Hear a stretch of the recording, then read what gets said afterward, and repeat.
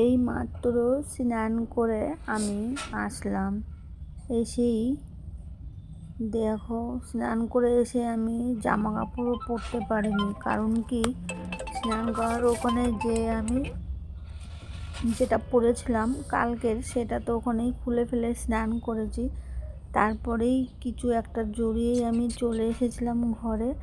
আর এসেই এখানে আমি একটা সামনে হাতের কাছে উন্না ছিল, অনেকটাই বড়, শাড়ির মতো অনেকটাই। তো সেই উন্নাটা জড়িয়েছি কোনোরকমভাবে, জড়িয়েই ভিডিও শ্যুট করে নিলাম। না, কারণ কি, আমি আর সময় পাবো না।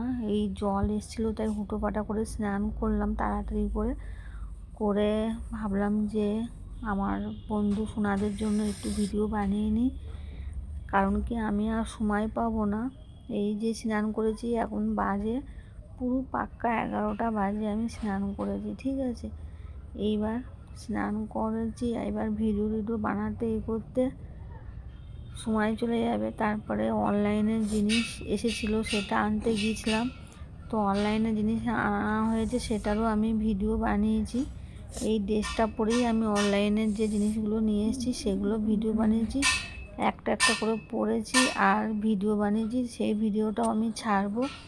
প্রথমত এই ভিডিওটা বন্ধুরা দেখে নাও, কেমন লাগছে আমার এই ড্রেসটা আর এই লুকটা কেমন লাগছে অবশ্যই কমেন্ট করে জানাবে।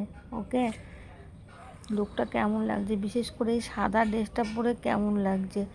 সেই একটা সিনেমার মধ্যে এরকম পরেছিল না, মন্দাকিনী এরকম একটা ড্রেস পরে স্নান করছিল, ঠিক আছে। আর ওই স্নান করছিল যে ড্রেসটা পরে মন্দাকিনী, ওই ভিডিও বলছি, ফিল্মটা পুরো ফেমাস হয়ে গেছিলো, ভাইরাল হয়ে গেছিলো, ঠিক আছে। তো সেরকমটা তো নই আমি, তবে লুকটা অনেকটা সেরকম লাগছে।